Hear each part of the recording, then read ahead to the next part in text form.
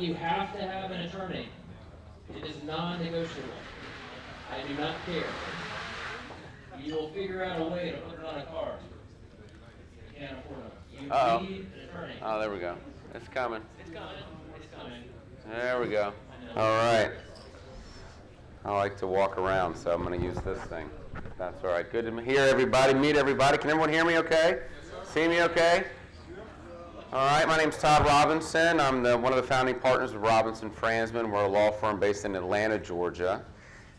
We represent real estate investors around the world, really, obviously in the country, and we are primarily focused on representing real estate investors. And so what we do is we work with clients from soup to nuts. And when I say that, I mean from negotiating your LOI to negotiating a purchase contract, working with your lender on the financing terms, and then the capital raising and the syndication piece. We do the legal paperwork that's required for you to raise capital privately from other investors. We have our own in-house title company, so we'll handle the title and escrow as well, if that's possible in the deal. And then we give you a closing package then a couple days after closing and put it in a nice big bow for you. So I'm going to talk about raising capital for deals through syndication, other kind of deal considerations, and syndication work. So there's my picture 10 years ago. I need to change that. Let's get a vote. Yeah. I think he looks I need to change that. than he does there. Everybody agree? Yeah, it's 12 years ago. Man, let's go. God, I just hired the COO, and he was like, every time he sees this picture, he gives me so much crap. He's like, you've got to change that. So legal services we provide, security services, real estate services, debt and equity services. We're not brokering the services, but really negotiating with the debt and equity providers for your deals. I am a lawyer, so there's my disclaimer, like we were talking about. This is not legal advice, as you know. We're here for educational purposes only. All right. Oh, that's my first question. What's the first rule of real estate investing? Who knows? My first rule. Should be your first rule. That's always the right. People always say that, but I consider that a second rule. Don't go to jail. Hey, that's a good rule. That's a very good rule. Maybe that's the third rule. Anyone? Huh? No promises. Get a good attorney. Hey, don't guarantee anything. Y'all are so close. Use other people's money. Don't put your own money in a deal. Use other people's money, right? That's what we're here for. Now you put money in each other's deals, put money in Ian's deals and Scott's deals, right? But you're here to capital raise, and you can do that using other people's money. You can buy these real estate properties without putting your own money in, and there's a way to do that, and we'll show you how to do that. But using other people's money, you can use banks, you can use sellers, right? Seller financing deals are a big. I saw this guy on Instagram that was like really touting this special way to buy deals. It was seller financing. I was like, this is seller financing. There's nothing really special about it, but he was really pushing it.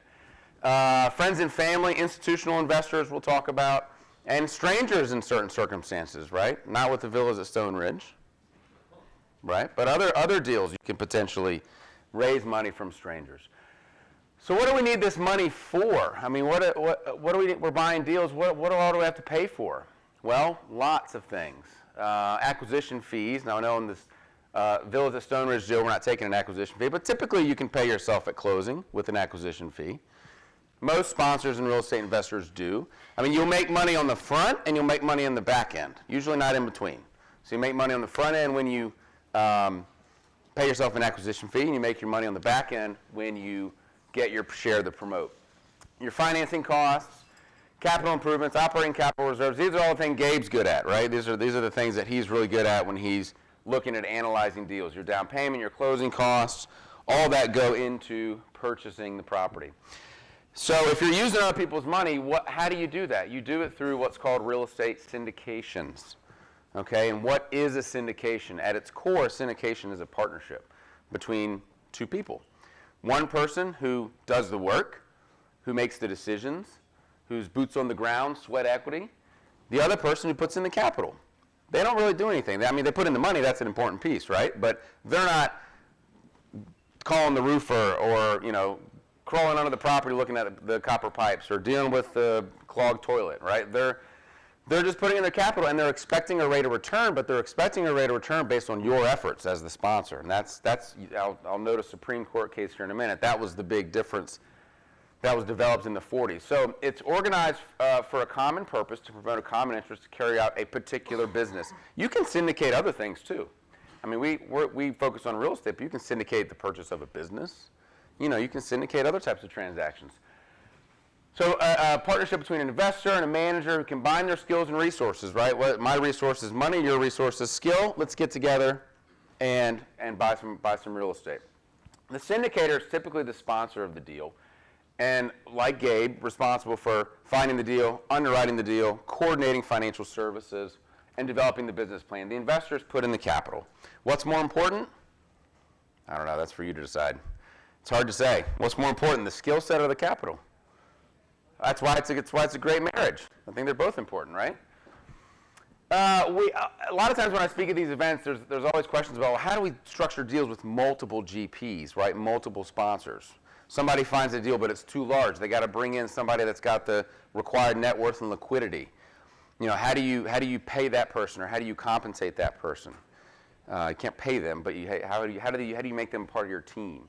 Or perhaps 2 or 3 of you get together and you go find a large deal, and you all want a piece of it. And you all have your own individual relationships that you can tap to raise capital. How do we do that?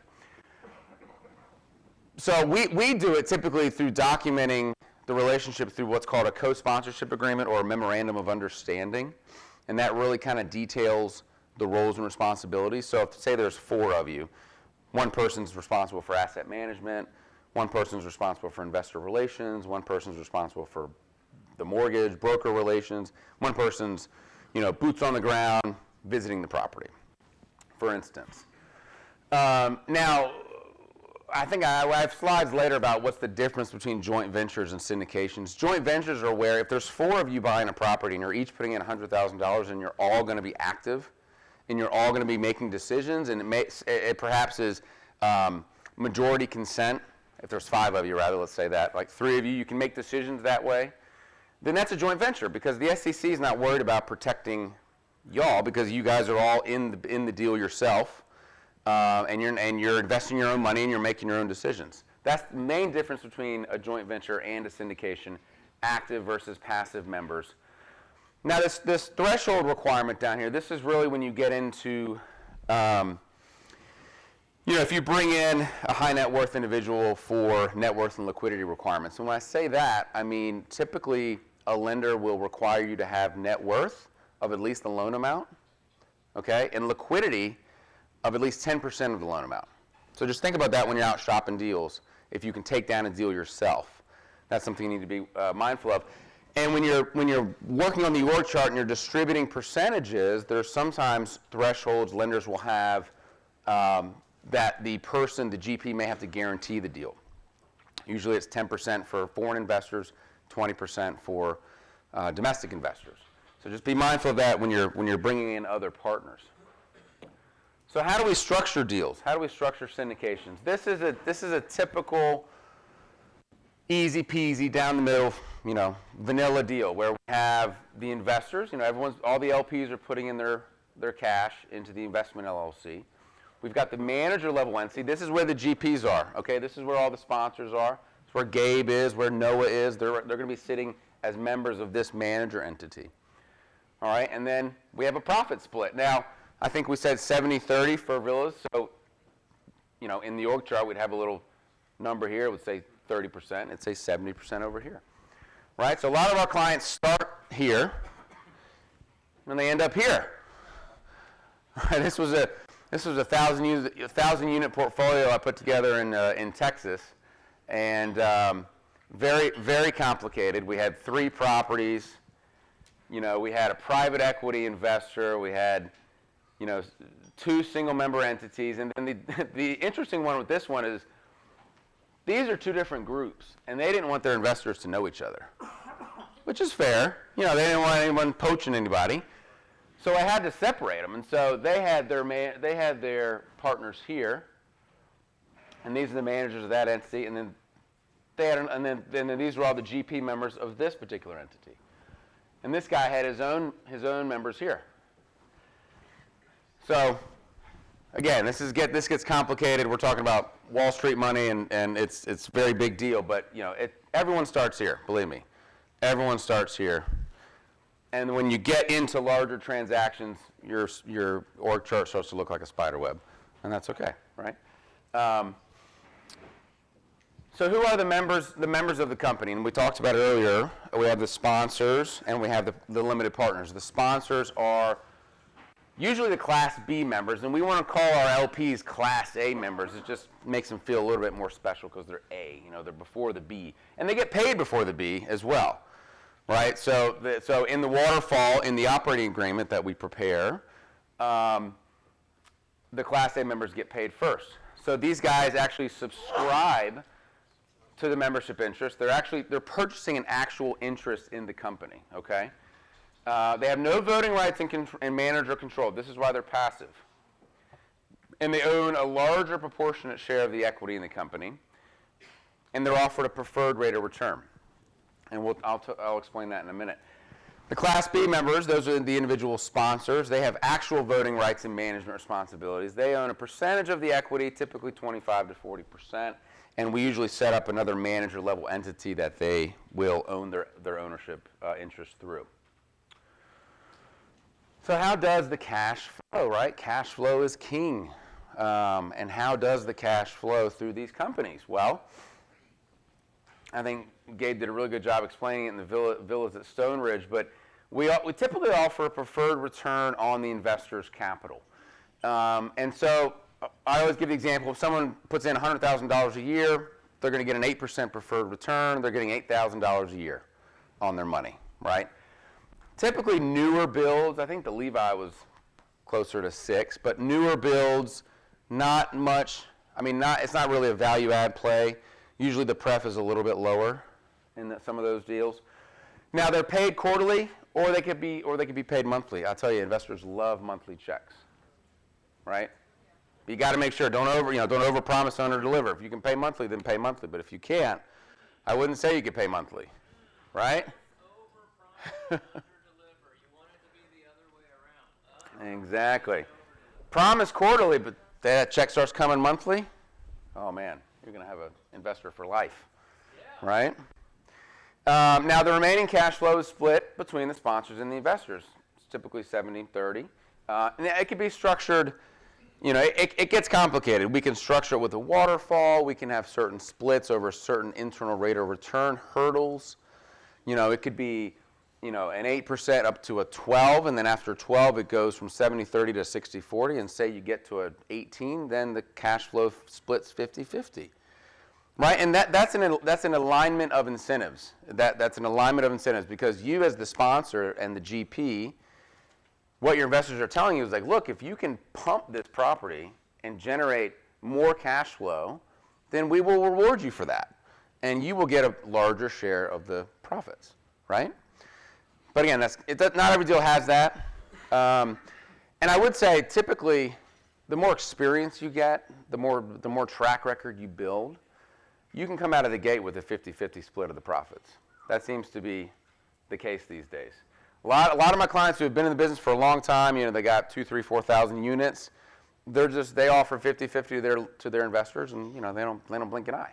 But they've built that track record. They've returned money. They've made a lot of money for their investors, but now they're in the spot where they can get rewarded.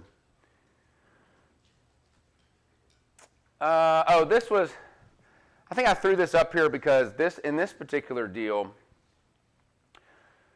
this particular client, if I remember correctly, it was a 65-35 split, but it was a huge deal, and he needed to bring in Mr. Moneybags over here because he didn't have the net worth and liquidity. So he gave him 9% of his manager entity, right? And that's okay. You can do that. And that's how people scale. It's how a lot of people will start building their portfolio by bringing in partners. Now, this, I believe, was a 506. Let's say for intents and purposes, it's a 506B, okay? Each one of the members can have their own relationships with their investors, okay? And that's the benefit of partnering with other people on the GP team. So this sponsor may not know his investors or her investors. But as long as they're each have that relationship, then you satisfy the SEC 506B rules with the pre-existing substantive relationship, which we'll get to in a minute. And I know we said maybe questions at the end, but if you guys have a question during this, feel free to just pop it up and I'll be happy to answer it. Okay, so complying with securities regulations, is it a security? That's the first question. That's usually the joint venture versus syndication question. What is this? I get calls all the time. I had one last week. I just have one investor. He's going to put in $1 million, but he's not, it's just one guy. I was like, is he going to do anything? No, he just wants his money back. He just wants to get paid. It's like, then it's a syndication. I'm sorry, it's one guy, but it's still a syndication. If he's passive and he's not doing anything, then you need to worry about SEC regulations. So the Supreme Court defined what an investment contract is back in 1946, and this is kind of how the rules developed. So it must be an investment of money, there must be a common enterprise, an expectation from the investor of the share of profits, and this is the big one here, solely from the efforts of the promoter. They call them promoters back then, we'll call them sponsors, GP, whatever you want to call it. But if it's solely from your efforts, then we got to comply with SEC regulations, okay? It's not as scary as it sounds, but we got to be concerned about it. Yes, sir. In your recent example, yep. You're one guy. Yeah. What is something you could minimally give him to get out? Good question. Good question. We can give him some job responsibilities, right? Well, because he doesn't really want to do anything. Right. Well, I'll tell you, and depending on how much money the person puts in, but it really comes down to voting and control. So if say you need unanimous decisions to make unanimous vote rather to make certain decisions, that would be an option. You could also document it in a side letter that he's going to do X, Y, and Z towards the company. And then you really just it's about documenting your corporate records and your corporate books. I mean, you have investor meetings, he participates in asset management calls, maybe walks the property, things like that. But it's definitely if he's entitled to participate in major decisions in the operating agreement, then I think that would consider as a joint venture. Here's a good decision tree. Is it a security or not? The world we're in is Reg D offerings. These are called exempt private offerings. So we're not in the public offering world like, Uber has an IPO, right? Those are public offerings. Those go through SEC scrutiny, SEC, investment bankers. They all SEC blesses it and approves it to be publicly traded and publicly marketed to the public, right? That's over here. We're not doing that. But if it's member managed, this is kind of the first decision. If it's all member managed, then typically it's going to be a joint venture, right? Everyone takes an active role. All your members are making decisions within the company. If it's manager managed, then okay, we got to figure out if we need to comply with SEC regulations. And then we have the exempt offerings and the public offerings. Then here are the two main rules that we travel under when we're forming these companies, right? And this is Reg D of the SEC Securities Act of 1933. So these rules have been around for a long time. And when Gabe was talking earlier about this is a private deal, we're talking just friends and family, it's a 506B offering, which means now the SEC struck this difference from the Jobs Act of 2012 because a lot of private equity companies were coming out and saying, we want to raise capital privately. We don't want to go through the IPO process, but we want to raise capital privately. So how can we do that? We want to the social media is coming up. We want to be able to advertise. And the SEC said, okay, we'll create an avenue for you to advertise, but you can't take any sophisticated investors. Those are the investors that are not accredited, right? But you're allowed to advertise. So that was the rub, okay? A Reg D offering, we call this the Reg D 506B offering, rather. We call this the friends and family exemption, okay? These are your friends and family, but you can only have up to 35, okay? So if you can, and I would say of the easier of the two, unless you have to advertise, then I would do a 506B. Unless you think you need more than 35 investors, because And here, accredited investors may self-certify. So what we do is we give them an investor questionnaire, and we say, are you accredited or not? And they say, yep. And you say, okay, you're done. Your duty has been discharged as the offerer of the security, right? But in a 506C, you have to go a step further, and you have to get their accreditation proof. Some investors, it feels a little uncomfortable to say, hey, can I see your tax return, right? Or like, can you give me your balance sheet? Show me your personal financial statement. Some people are uncomfortable doing that. But you can do it through a third-party software. So that's one of the benefits. You can do it through, these guys probably know better than I do, but AppFolio or, Syndication Pro or Cashflow Portal, these kind of syndication platforms, I think will certify someone's accredited. I'll do it for my clients. I'll write letters for people that tell them they're accredited. So that's the only real step, but you can't take any sophisticated investors. But you're allowed to advertise. So you'll see deals on Facebook or LinkedIn or Instagram. That kind of says the same thing, doesn't it? 506B and 506C. So the accredited investors, or really in the 506B world, you must have a pre-existing substantive relationship. And what is that? Well, it's sticky. They don't really. SEC doesn't really tell you what it is, and that's on purpose because they don't want to give you the sauce, right? That'll put the enforcement guys out of a job, right? So they don't make it easy. But we've read the tea leaves. There's some federal court cases that talk about it. The SEC will put out no action letters that we'll read and we'll kind of figure out what it means. But it's not as easy as defining an accredited investor. So what's accredited? And these rules, I think recently there was something in the legislature about changing these. I think upping it, right, to maybe 3 million or was it 5 million? But if you're an individual, you've got a net worth of at least $1 million, excluding your primary residence, okay, or income of 200,000 individual, 300,000 married. If you pass that test, you're accredited. The law assumes you know what you're doing when it comes to investing in real estate, okay? Just based on how much money you have and your net worth, all right?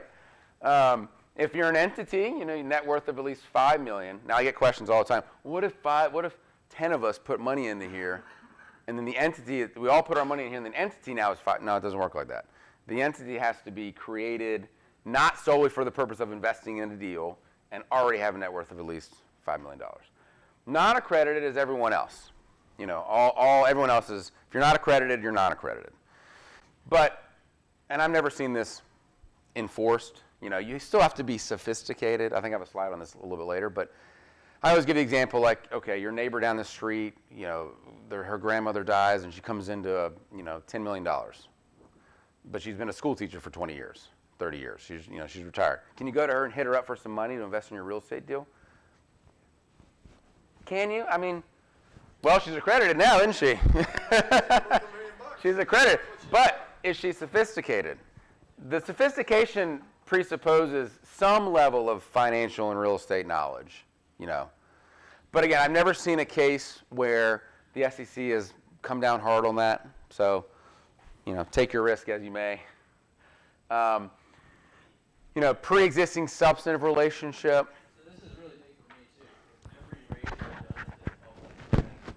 Really paying attention. All of this fun Right. stuff online is a big shift. So I'm paying attention very closely. You should too. A lot of the first raises are going to be these. Yep. Yep, non-accredited investors. So I asked Gabe, I said, each one of these people in here? Every single one. You know their kids, you know where they live. Maybe not that detailed, but he's like, yeah, I do. I was like, okay, we're good. We're good. And the relationship must be existing prior to the commencement of the offering. So if there was someone that came here that has never met Gabe before and has never seen the villas at Ridgeview, I would say they can't get in on that deal if it's a 506B because it's not pre-existing, right? Now the substantive relationship, the substantive piece is that's where the sticky stuff comes because no one really tells us what that means. But we do say there's a sufficient time between establishing the relationship and the offer that the offer is not considered, made by general advertising or soliciting. And this is just from like case law and reading the SEC guidelines. But substantive relationship is one where the issue has sufficient information to evaluate and does in fact evaluate the prospective offeree's financial circumstances and sophistication. blah, blah, blah. I mean, it means you know the person, right? You can call them up. You got their cell phone number. You can text them. You know, they'll know who you are if you call. I mean, that's kind of the guidelines. Yes, ma'am. Does the law actually or the SEC regulation actually define what is a sufficient time? No. No, does the law or the SEC actually define this? And you mean substantive here? Oh, the sufficient, no. See, we use lawyer words like sufficient, right? We don't. That could be whatever we want it to be, right? So no, it doesn't. It doesn't. I mean, my general rule of thumb is back in the day it was like the 3-touch rule. You heard about that? Everyone's heard about that? It's like a sales and marketing thing, right? So you meet the person, you follow up with them, have another meeting, and then I think they're in your database. They're in your network. That's generally how I would view it.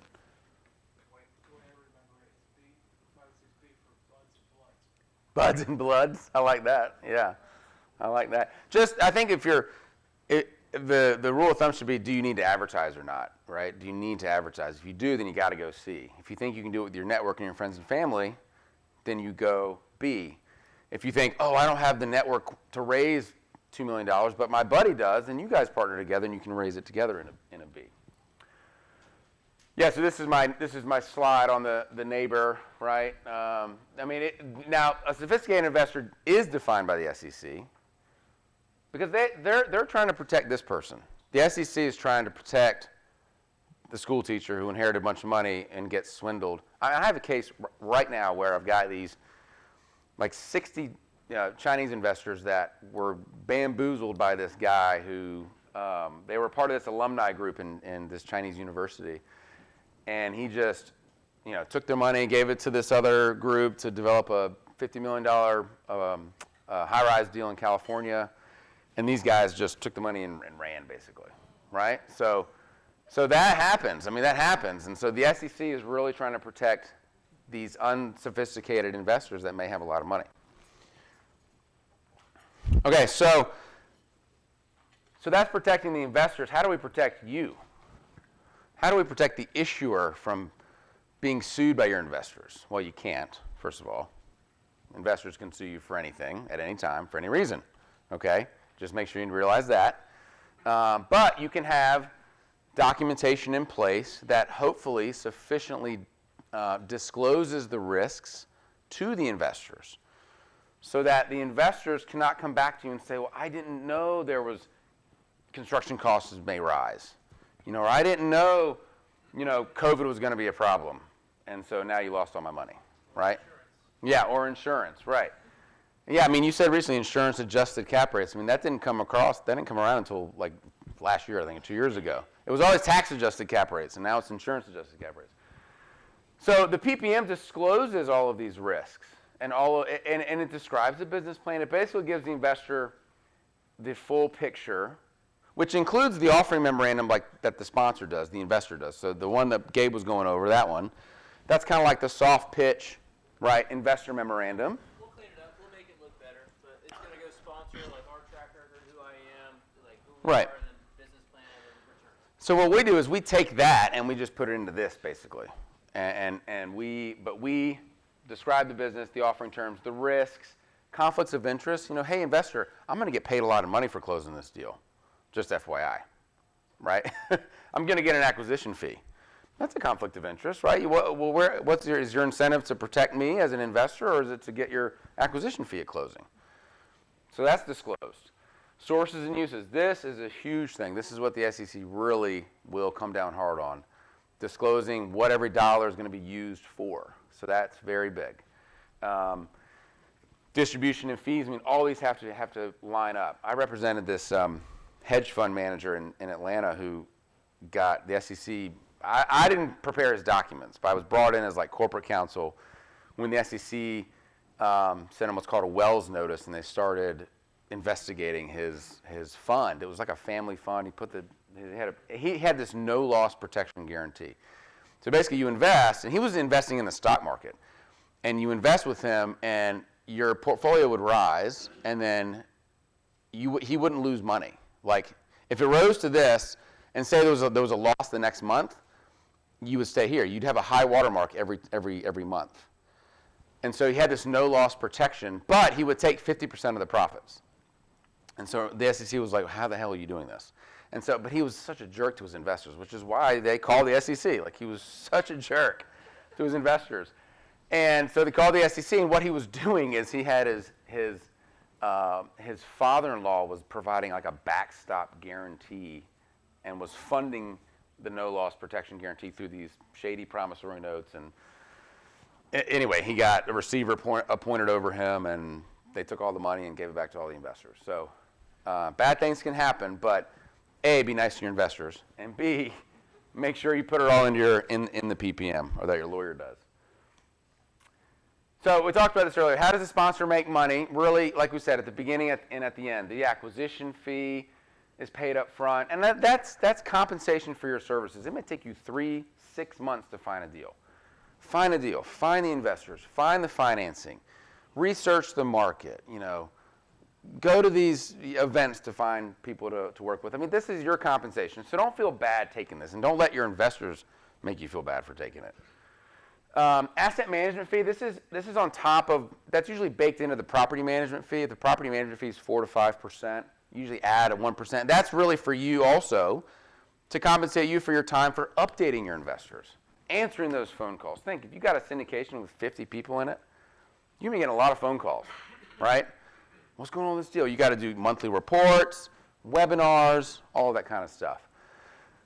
These fees can be a little rich. I mean, I haven't seen them in a while. Refinance fee and a disposition fee. Sometimes you can do that. If you refinance the deal, the sponsor makes a fee. If you sell the deal, the sponsor can make a fee. I mean, if the deal supports it and you can still get the returns you promised, then hey, why not? Distributions of cash flow, like we talked about at the end, shares of the cash flow and sale proceeds.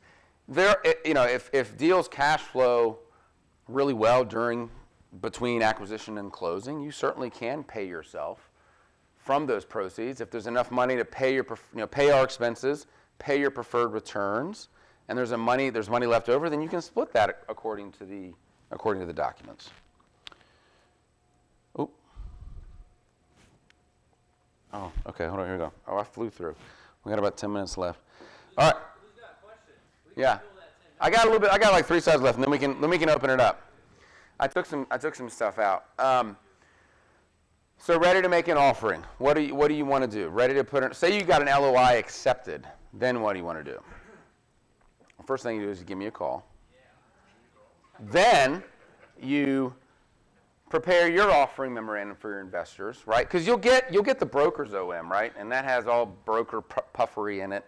But once you distill it down into what the actual numbers are and what the actual pro forma is and what the numbers actually say, don't believe the broker's OM, do it yourself.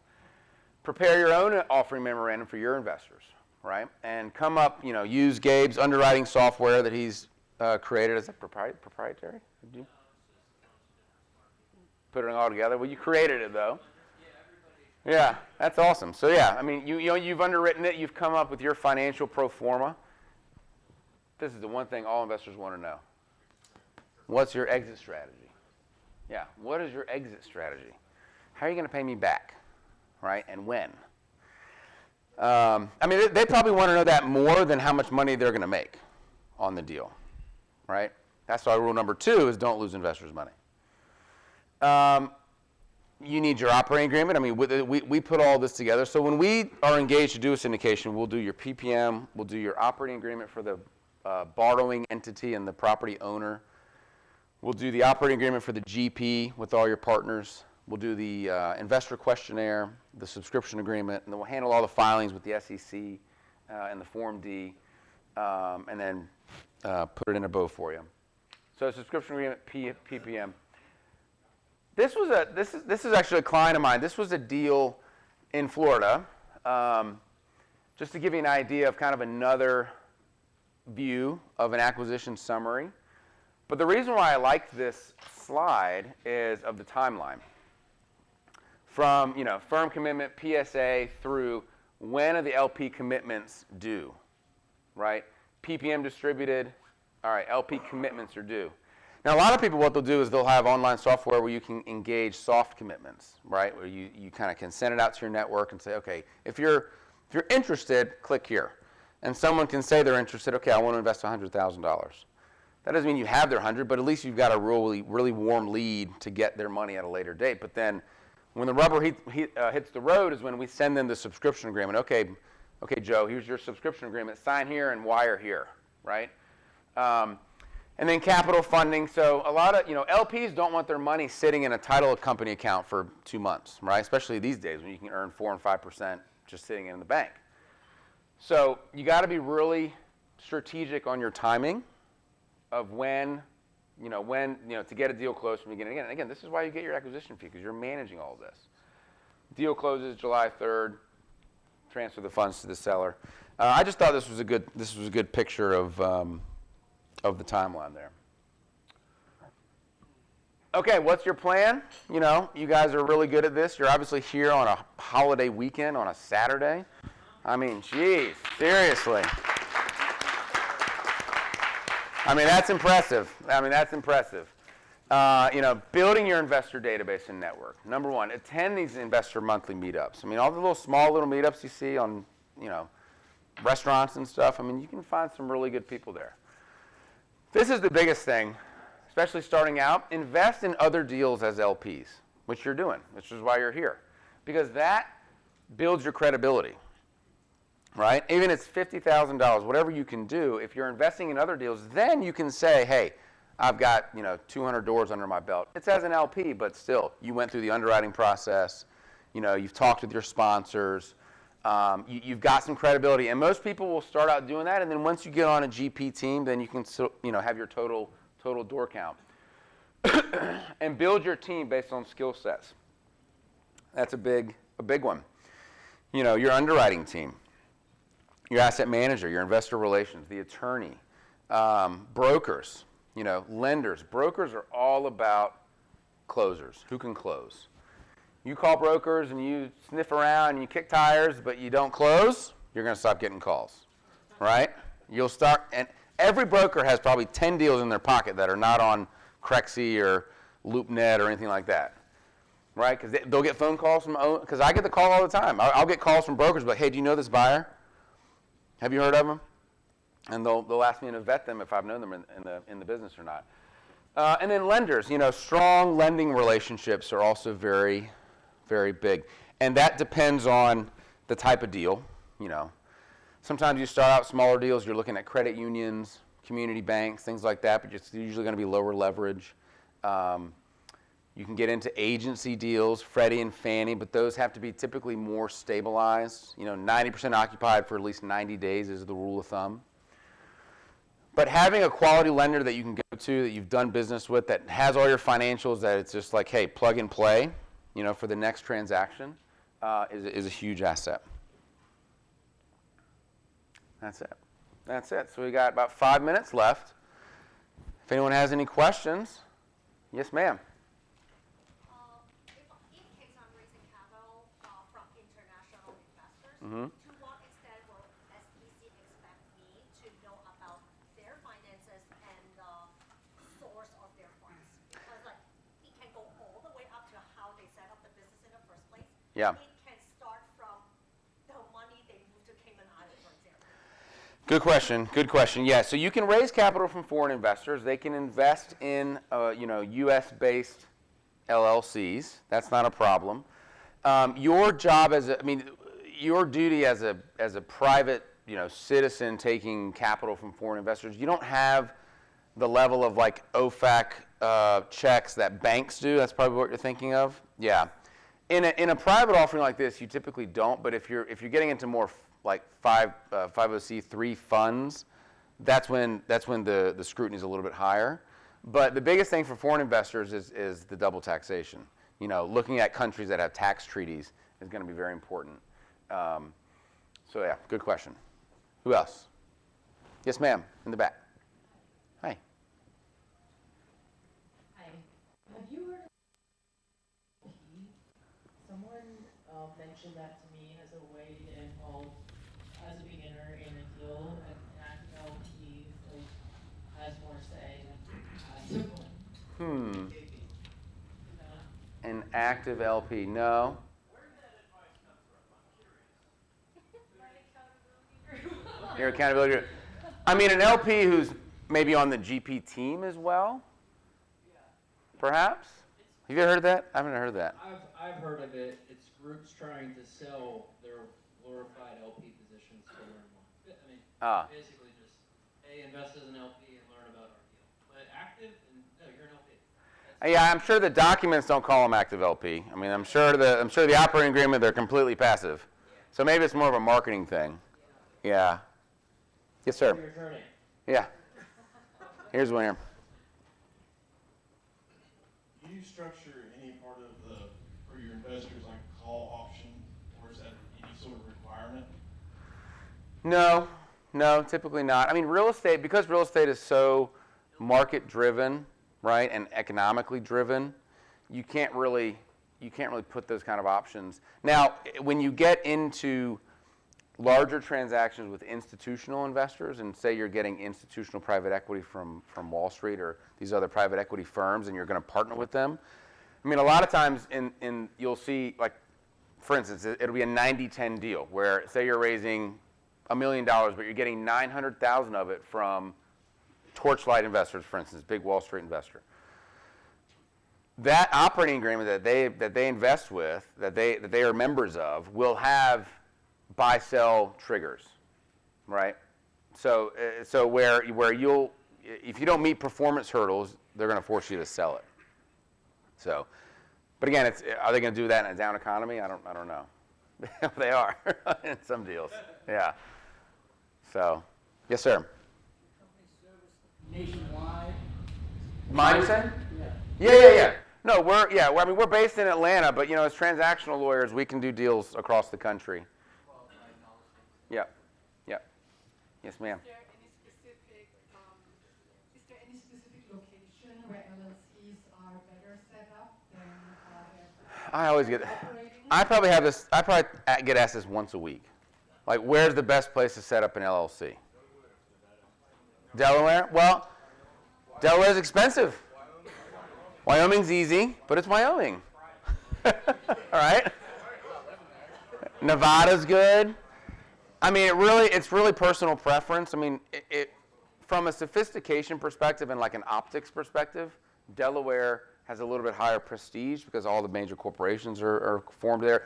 And the reason why Delaware is good is because the body of case law with the judges in Delaware, if there are corporate disputes, those judges can handle anything, right? I've had a case in the Chancery Court of Delaware before, and it's just like those guys are on another level, those judges. But you go to a judge in Wyoming about a partnership dispute, I mean, it may be a little harder to handle.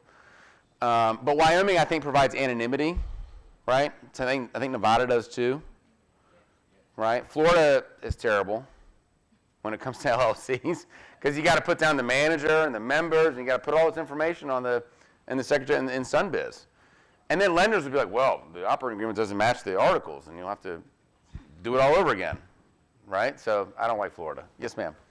I mean, I love Florida. Sorry. I love Florida. I don't like the Secretary of State of Florida. Oh, yes. Sorry, back to foreign investors. Assuming you have minimal taxation, some of the European countries and so forth,